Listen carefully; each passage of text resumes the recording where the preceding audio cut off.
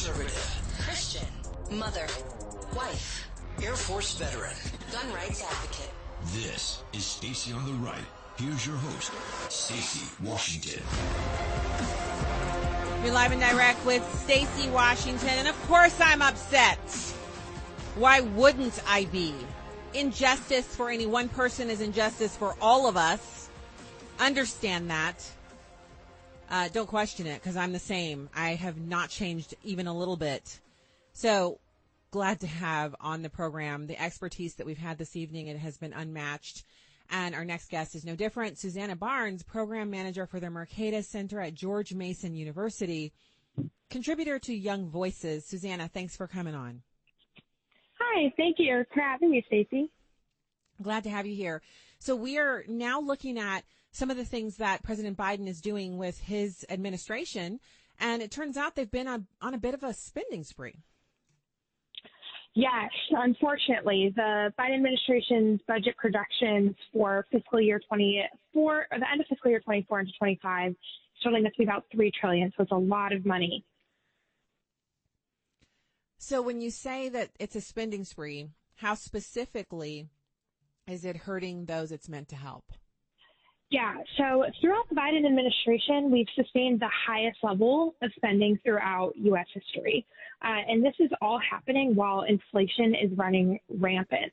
The Federal Reserve is trying their best to tamp it down, but the Biden administration and Congress, members on both sides, are continuing to spend money on these pet projects that they claim to be pro-family, they claim to be pro-environment, but it actually makes our government less capable to address these really important issues of the day.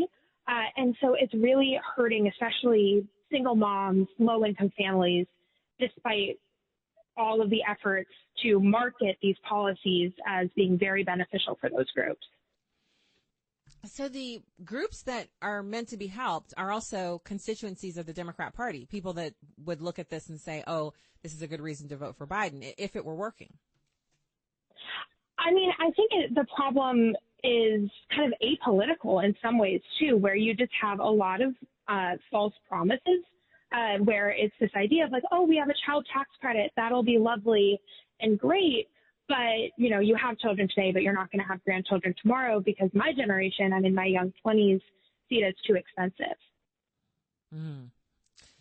So then what's the answer here? Because a lot of times when I talk about government spending, people will say to me, well, Stacey, the government has to spend money, and there are some programs we need. And there are also, you know, the way that we fund that is through taxes. And so you're kind of going against things that people need. And I understand why they think that, but I disagree. Yeah, I also disagree. I mean, I think part of the problem is that we've outsourced a lot of social good and social welfare to the government when it should be in the hands of nonprofits. It should be in the hands of the church. And so we've created a crowding out effect where some of these more charitable organizations feel like it's no longer their job and that the government will address these, you know, valid concerns about a mother who can't afford child care or can't afford food. And so people say, oh, you know, instead we'll lobby for the government to do that, or we'll advocate for the government to do that, when this really can be something that we're doing in our own neighborhoods. It's so much more helpful to bring a meal to a friend that's struggling than to just say, oh, you know what, that's the role of the government. They should be helping, instead of picking up our own pocketbooks or donating to charitable organizations who are kind of turning a blind eye as well. Yeah, so the charitable organizations have a purpose, but when government is too, when they spend too much money, when they flood the market with dollars, then the charities don't actually, it's kind of like the government's taking their place, they're doing their job. So there's an imbalance there, and it actually hurts us because the philanthropic dollars are voluntary, where the taxes, you just have to pay those. Exactly. And we're seeing philanthropic giving at an all-time low. So we're seeing people not giving money. So the statistics are showing that people are not giving money to these charitable organizations that they used to, which is so unfortunate because you might have a community organization that knows the neighborhood that they're working in. I volunteer with a community organization in my hometown of Falls Church, Virginia, that works with a very small neighborhood. And we know the neighborhood, we know the people who live there. And it's really special because as a group, we're able to better serve the community. But when you see the government, who's very large, not looking at these individual communities, they can't serve as well. And so as people are giving less to charitable organizations, we're seeing people not getting their needs met as effectively. Wow. So you have at the Committee for a Responsible Federal Budget a huge breakdown. It's an overview of the president's fiscal year 2025 budget. Now, he's actually counting on the expiration of the Trump tax cuts, the Tax Cuts and Jobs Act, which would cost a family of four making $200,000 an additional $7,500 a year for that family. Yeah. So that's a huge tax jump. And the bad part about that is, maybe you only had to pay that once, and Americans would say, okay, it's for America. But that's $7,500 extra you have to pay every single year until someone else comes in to cut the taxes. I mean, it's a pretty big burden. Yeah, definitely. And especially for lower income families, that, I think a lot of times people who make more money see that and think, oh, that's okay. That's not that much money. But for a low income family, that is a disproportionate amount that they're having to take out of their paycheck. And so it is really unfortunate that we're seeing some of these good provisions in the Tax Cuts and Jobs Act being repealed. Yeah, I when I saw that they weren't making it permanent, it was one of the things I really had a lot of heartburn about during the Trump years, because the GOP wasn't strong enough, and they caved to the Democrats and allowed them to make the Tax Cuts and Jobs Act a temporary situation instead of turning it on, and making it permanent. Make the Democrats actually justify raising taxes by having to pass legislation to do it. It was unconscionable to make it temporary. Exactly. And that's what I mean by, both parties are failing with this fiscal policy, where Republicans aren't having the backbone. They used to be really the party for fiscal sustainability, but they're faltering on some fronts, and then they're letting the other side use this as inroads for even more expensive policy, which is just unfortunate. It doesn't fit within what was those core tenets of the free market Republican Party. Yeah, and so I'll join with you on that, because I actually think it's crazy not to have Americans associate a tax cut with being permanent, because we associate tax increases with permanence, right? When we hear, there's a tax increase, just take it at the local level. When your property taxes go up, you don't think, oh, that's temporary. You think, oh no, I have to pay an extra $400 a year forever, right? We never get a chance to think, oh, they're rolling back my taxes on that because there's a surplus, or because we've paid off that bond, or what have you, and now I'm going to use that money. They automatically come in with something else they need to buy, and whatever you are used to paying for that bond increase, instead of it going back down, it stays up because now they need to buy something else.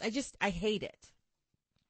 Right. No, I agree. Where it's a lot easier to ramp taxes up and have it not ever go back down to where they were. And so that's why making some of those provisions would have been really helpful to help these lower income families, especially, but all Americans as well. Yeah, absolutely. Well, because, when I use the example of the $200,000 for a family of four, depending on what part of the country you live in, that $200,000, it doesn't go nearly as far as it used to. And it can be difficult, especially when you have your local tax burden. And a lot of families are no longer using public schools because of, COVID. They learned a lot about what their kids were being subjected to. So they're either paying for parochial or private, or, they're doing some kind of thing that costs them out of pocket, and they can't use their taxpayer dollars for that. So it's a very interesting time. Exactly. And I mean, childcare is one of the costs to families that has been the hardest hit by inflation. I think it's about 33 states that childcare now exceeds the cost of college, and inflation is the driver of a lot of that cost increases, which, of course, for some families, you can eat that cost, but when the weekly average cost of daycare is $300, that can be really difficult for the majority of Americans. Well, I mean, if you're that family of four making the $200K, the $7,500 is one of the kids not getting to go to daycare. And exactly.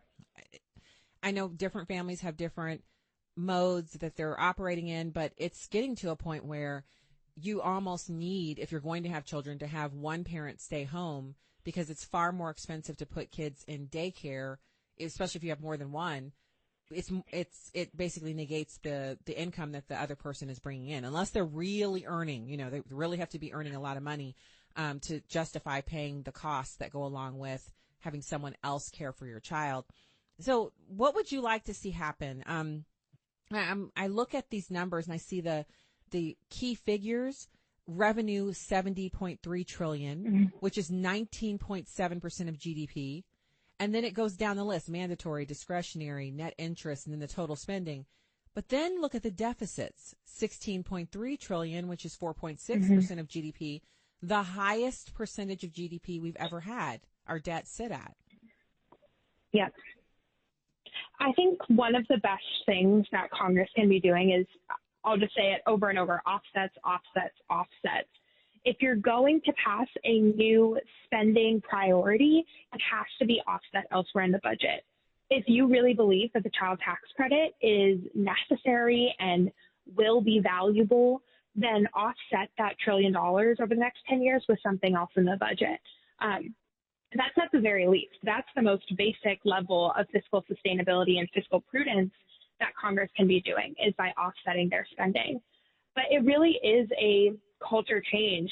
Congress is addicted to spending, and they will continue to spend until, unfortunately, I think that there's some sort of crisis, or until Americans start to say, hey, I can't afford my day-to-day living. I can't do this anymore. And we start to see that shift in the culture. But on the policy front, the biggest thing that they can, one of the best things that they can be doing is offsets. Definitely not the biggest, but it will be helpful.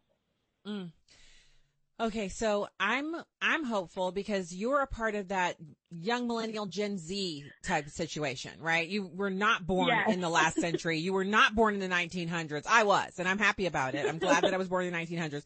But you weren't. You're from the newer generation. You're younger. You're going to be the one who's still out there leading when I'm in my retirement years. And I'm excited because you have a clear picture of, first of all, being able to criticize anyone who deserves criticism, regardless of party, and also just understanding budgets. I mean, I shouldn't have to say this, but I do. Not everybody can understand budgets. Not everyone understands that, the lower the taxes, the greater the GDP. Like there's not an understanding of that. So I'm so glad that you do, and that Young Voices has tapped you to come out and share this with audiences, because we need all the help we can get to understand what's going on in D.C. Yeah, definitely. I mean, I was talking to one of my best friends from high school, and she's in her MBA program, and she told me, she's like, I didn't realize that, like, the government spends a lot of money, and they're not paying it back. And this was a very well-educated, very bright friend of mine. People my age just don't know. And so I think it's really important that the few of us who understand the dire fiscal situation that we're in speak out about it and are willing to say, no, you need to think critically about what you're spending money on. It's like a credit card. You can't just spend it and not pay it back. Eventually it's going to come back to bite you. I mean, and bite you that's sounds painful, but it's even worse than biting. It's the worst. I mean, we're on a fiscal cliff, and we're like teeter-tottering on the edge. And instead of being scared, everyone's sipping mimosas and leaning into it. It's like, please stop. We don't want to fall over the cliff. Yeah, and I wish our fiscal situation, I wish we were so fiscally secure and had these strong fiscal norms that this country was built on, that we could sit mimosas looking over a beautiful mountainside, but instead we're standing at the cliff, no ropes holding us in, staring down at entitlement prices, staring down our debt, our credit ratio falling, or our credit rating falling. It's not a bright situation for us, and especially as a young person, it's scary to think about what could happen when I'm in my 30s or 40s, or what could happen to my, Lord willing, children in the future. Yeah. Yep. You're dead on. Absolutely dead on. So glad you could join us tonight. Especially thank you so much for your work at the Mercatus Center. We are so grateful for their work at George Mason University and Young Voices, one of our favorite organizations. Susannah Barnes, program manager at Mercatus, thank you for being with us tonight. Thank you so much. All right. Have a great evening. She stayed up late with us this evening, brought all of the facts about the budget. You can find out more at stacyontheright.com. We have a link to her work over at the show notes there, which are published every night for this program and for the TV side.